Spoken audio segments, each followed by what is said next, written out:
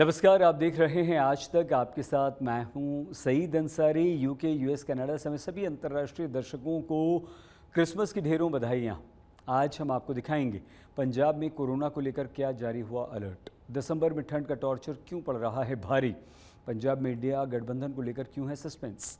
दिखाएंगे हर बड़ी खबर, लेकिन उससे पहले इस समय की हेडलाइंस।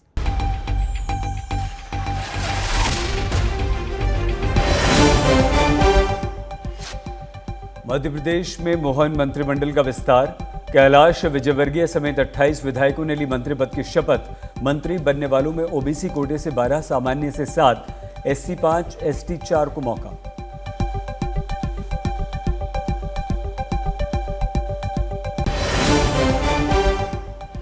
अंग्रेजों के जमाने के 3 कानून खत्म। राष्ट्रपति द्रौपदी मुर्मू ने भारतीय न्याय संहिता, भारतीय नागरिक सुरक्षा संहिता, भारतीय साक्ष्य बिल को दी स्वीकृति।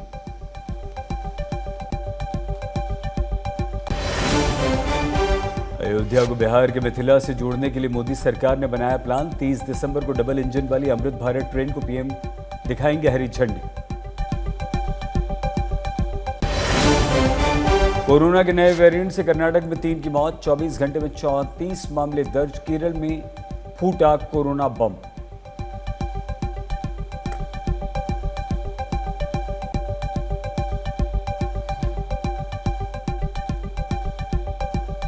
देश भर में कोरोना के बढ़ते खतरे को देखते हुए केंद्र सरकार अलर्ट मोड में आ चुकी है। तो वहीं पंजाब के अमृतसर में कोरोना का पहला केस सामने आया। जेन 1 वेरिएंट को लेकर सरकार अलर्ट हो चुकी है। अमृतसर से पटियाला पठानकोट तक कोरोना गाइडलाइंस जारी कर दी गई। साथ ही लोगों से मास्क लगाने, भीड़भाड़ वाली जगहों पर न जाने की अपील की गई।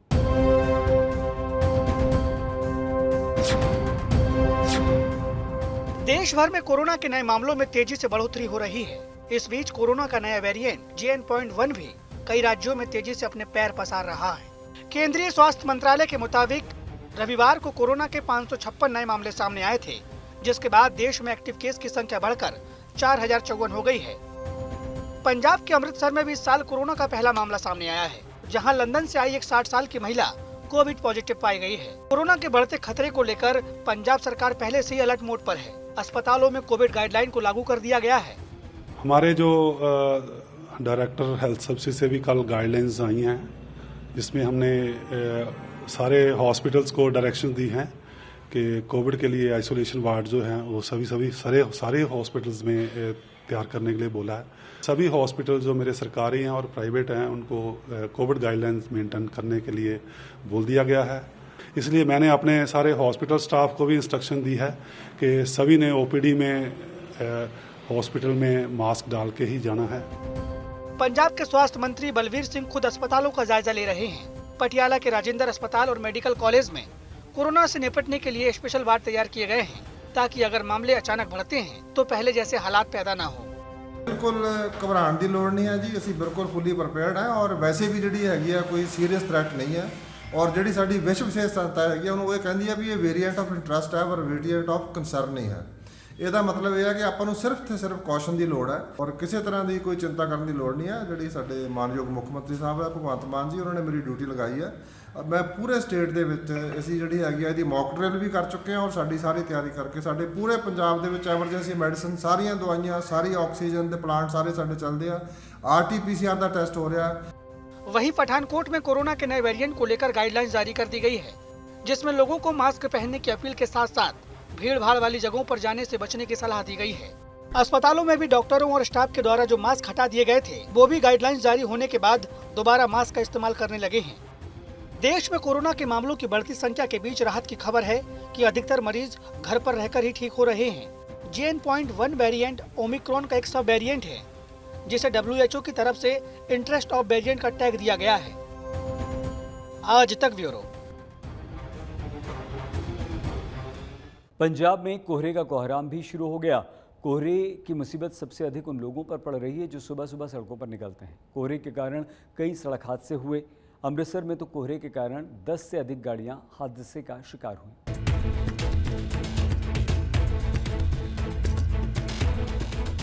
एक तो ठंड है, ऊपर से बेहिसाब कोहरा है। ठंड से बचने के लिए लोग अलाव का सहारा ले रहे हैं, तो कोहरा भी कहर बरपा रहा है, जिससे जगह जगह पर सड़क हादसे हो रहे हैं।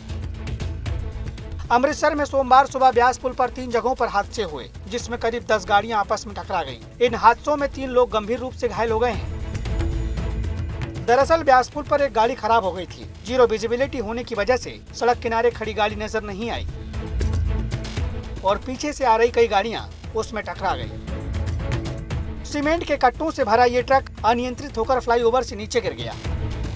इससे कुछ ही दूरी पर 3 और गाड़ियां आपस में टकरा गई।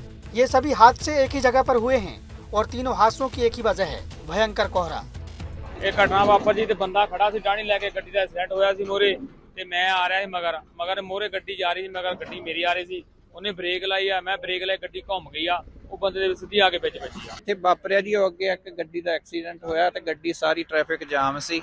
ਗੱਡੀ ਸਾਡੀ ਖੜੀ ਸੀ, ਪਿੱਛੋਂ ਇੰਨੀ ਕੁ ਸਪੀਡ ਨਾਲ ਆਏ ਆਲਟੋ ਨਾਲ, ਉਹ ਸਾਡੀ ਖੜੀ ਗੱਡੀ ਅਗਲੀ ਗੱਡੀ 'ਚ ਵੀ ਜਾ ਕੇ ਲੱਗੀ। ਪਿੱਛੇੋਂ ਵੀ ਸਾਰੀ ਗੱਡੀ ਭੱਜੀ ਗਈ ਤੇ ਅੱਗੇੋਂ ਵੀ ਸਾਰੀ ਗੱਡੀ ਭੱਜ ਗਈ। ਇਹ ਜਿਹਾ ਬਿਆਸ ਪੁਲ ਤੇ ਹੋਇਆ, ਪਿੱਛੋਂ ਅਸੀਂ ਬੜੇ ਆ ਰਹੇ ਸੀ ਧਿਆਨ ਨਾਲ, ਇੱਥੇ ਆ ਕੇ ਜਦੋਂ ਆਏ ਆ ਧੁੰਦ ਜ਼ਿਆਦਾ ਕਰਕੇ ਮੋਰੇ ਗੱਡੀ ਖੜੀ ਸੀ, ਦਿਸਿਆ ਨਹੀਂ ਮੈਨੂੰ।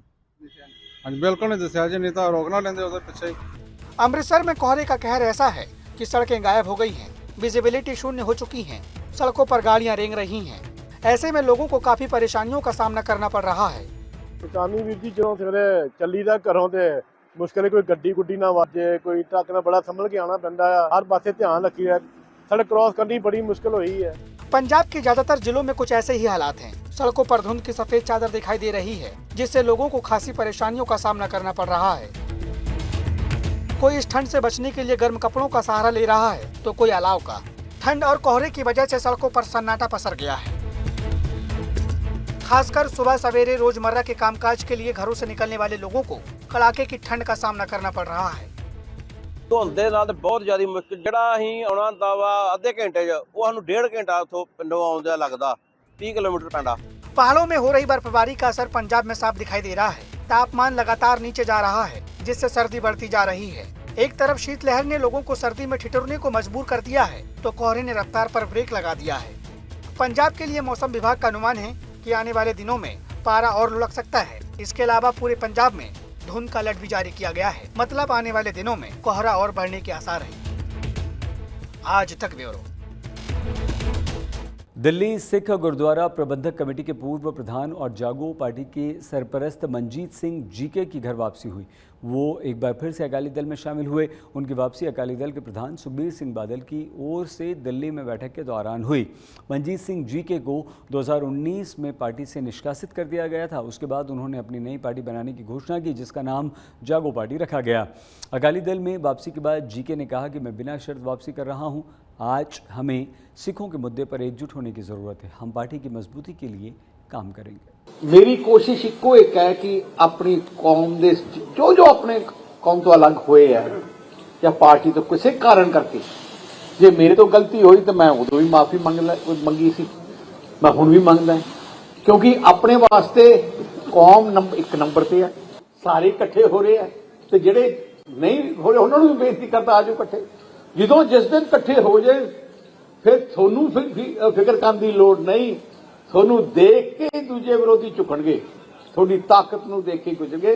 तो मैं फिर तो बेनती करता मनजीत जी नूं कि आओ तुसीं अकाली दल दी विच आओ, तुसीं थोड़ी बड़ी लोड़ है, थोड़े साथियां दी लोड़ है, इकट्ठे रल मिल के सरना साहब मनजीत जी सारी आपां जिन्नी टीम है इकट्ठे रल मिल के इन्ने तकड़े इत्थे हो जाइए कि थोड़े सामने वड्डी तो वड्डी ताकत झुके। लेकिन अज जो कोई एकता की गल का हुंगारा इन्होंने भरिया तो मैं उस ते अपनी हामी अपनी मैं स्वीकृति देना। मैं अपनी पार्टी ने मेरी ने मनो अख्तियार दिता सी मीटिंग करके पोलिटिकल अफेयर कमेटी ने और कोर कमेटी ने कि जो फैसला लो ठीक लोगे। मैं इस गल को एक्सेप्ट करदा और कोई कंडीशन नहीं। मैं समझदा कि अज बादल साहब तुसी अपनी सीनियर लीडरशिप नाल आए हो, तुहाडी दिल्ली इकाई सारी आई है, इत्थे साडी कौर ब्रिगेड के मुखी भी ने, इत्थे साडे यूथ की टीम भी है, इत्थे साडे सीनियर जागो की टीम भी है। मैं समझदा कि कौम जिहड़ी है ओदा इस वेले मुफाद पहले है, साडा मुफाद बाद च है और आने वाले समय च असीं एक ताकत बन के कौम के मसले हल करावांगे। अब खबर राजनीति की। लोकसभा चुनाव से पहले क्या पंजाब में गठबंधन को लेकर बात बनेगी या बिगड़ेगी, ये तो 31 दिसंबर को पता चलेगा। पर पंजाब में गठबंधन को लेकर इतनी गांठें क्यों लगी हैं, ये समझना ज़रूरी है। देखिए हमारी इस विशेष रिपोर्ट में।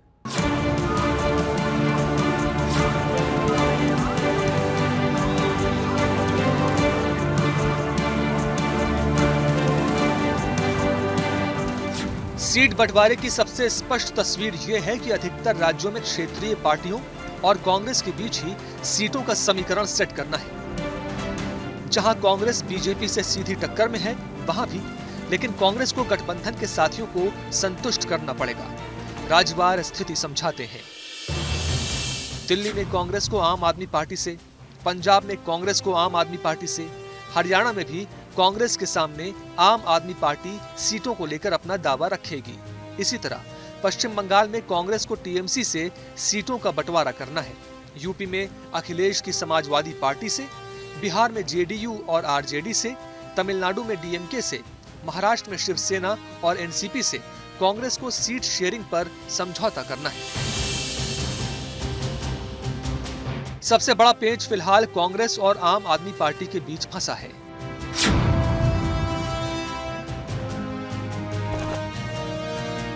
गठबंधन की मीटिंग से पहले ही केजरीवाल ने बयान दिया कि उन्हें चंडीगढ़ सहित पंजाब की सभी 12 सीटों पर चुनाव लड़ने दिया जाए। और अगर देखा जाए तो पंजाब में कांग्रेस और आम आदमी पार्टी तलवारें लेकर आमने सामने है। मेरे को किसी प्रकार की कोई जानकारी नहीं है कि अलायंस हो रहा है कि नहीं हो रहा, बट हजे तक सानू ये कहा गया है कि 13 ਦੀਆਂ 13 लोक सभा सीटां की तैयारी करो जी, स्ट्रैटेजी बनाओ, कॉस्ट ਕੰਬੀਨੇਸ਼ਨ ਨੂੰ ध्यान रखते हुए कि सारे लोगों को रिप्रेजेंटेशन मिलनी चाहिए है। सो ਉਹਦੇ ਤੇ मैं काम कर रहा हूँ। अब अगर पंजाब और चंडीगढ़ को लेकर केजरीवाल का ये रुख है तो दिल्ली की 7 सीटों पर भी कांग्रेस के लिए क्या और कितनी जगह आम आदमी पार्टी छोड़ेगी, ये बड़ा सवाल है। अगर कोई बात बनी भी तो ये भी तय है कि केजरीवाल कांग्रेस से गोवा, गुजरात, हरियाणा पर भी मोलभाव करेंगे। पंजाब कांग्रेस के नए इंचार्ज देवेंद्र यादव ने पंजाब में कांग्रेस और आप के बीच गठबंधन को लेकर क्या कहा, देखिए सुनिए। भी कन्वर्सेशन में डायलॉग बहुत इम्पोर्टेंट होता है। हम सबसे पहले मेरा फ़र्ज़ है कि मैं वहाँ क्या फीलिंग्स हैं, वहाँ के लीडरशिप की क्या सोच है, वहाँ के लोगों की क्या सोच है, जो फीडबैक आएगा उससे अकॉर्डिंगली ही कोई ना कोई फैसला लिया जाएगा। हमारी लीडरशिप भी उसमें लगातार संपर्क में है। 1-2 बार पहले मीटिंग्स हुई हैं, उसमें भी ये चर्चाएं आई हैं, लेकिन क्योंकि मुझे अभी ये चार्ज मिला है तो निश्चित ही मुझे थोड़ा समय चाहिए। मैं लोगों से बात करूंगा, मिलूंगा, बात करेंगे, डायलॉग ओपन करेंगे, उसके पश्चात ही कोई जो भी फैसला होगा पार्टी के हित में हम वो लेंगे। भारतीय कुश्ती महासंघ के निलंबन पर विवाद बढ़ता जा रहा है। कुश्ती संघ के पूर्व अध्यक्ष बृजभूषण शरण सिंह की आज अमित शाह से मुलाकात की खबरें थी, मगर ये मुलाकात अभी तक नहीं हो सकी। उधर खेल मंत्रालय के कड़े कदम के बाद खिलाड़ियों में अब इंसाफ की आग जागी।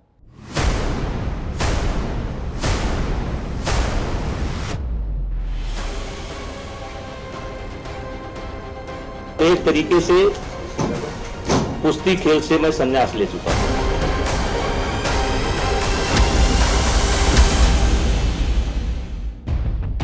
कुश्ती संघ के दंगल में खेल मंत्रालय के दांव के बाद बृजभूषण शरण सिंह बार बार सफाई दे रहे हैं। कुश्ती से पूरी तरह से दूर होने का दावा कर रहे हैं। यहां तक कि गृह मंत्री अमित शाह से संभावित मुलाकात में भी कुश्ती की बात न करने का यकीन दे रहे हैं। कुश्ती की बात पीयूष इधर से समाप्त हो चुकी है। पीयूष, ऐसा कोई समाचार मेरे पास नहीं है। हमारे नेता हैं, जब बुलाएंगे तब मिलेंगे, लेकिन मिलेंगे भी तो कुश्ती के संबंध में नहीं मिलेंगे और अभी कोई प्रोग्राम भी नहीं है और कुश्ती के संबंध में मुझे कुछ नहीं बोलना। इस बदले रुख के पीछे वजह यह है कि कुश्ती महासंघ के चुनाव के बाद बृजभूषण का दबदबा 3 दिन भी कायम नहीं रह सका। सरकार ने कई नियमों को ताक पर रखने के आरोप में उस कुश्ती संघ को निलंबित कर दिया जिसमें बृजभूषण के करीबी संजय सिंह अध्यक्ष बने थे। बताया जा रहा है कि अध्यक्ष बनने के बाद संजय सिंह का पहला ही फैसला कुश्ती संघ के गले की फांस बन गया। यह फैसला था गोंडा के नंदिनी नगर में कुश्ती चैंपियनशिप कराने के ऐलान का। इसके साथ ही जीत के बाद जिस तरह से बयानबाजी हुई उसे लेकर भी नाराजगी थी। नतीजों के ऐलान के बाद बृजभूषण के घर के बाहर पोस्टर लगे जिसमें लिखा था दबदबा तो रहेगा और ऐसे माहौल के बीच खिलाड़ियों की ओर से पुरस्कार लौटाने का सिलसिला चल पड़ा। इस कड़े कदम के बाद अब खिलाड़ियों में उम्मीद जगी है, वो सरकार के फैसले का स्वागत कर रहे हैं। वही कह रहे हैं कि बहन बेटियों की लड़ाई थी, रेसलिंग में जो बच्चे बच्चियां लड़कियां हैं उनके लिए लड़ाई थी।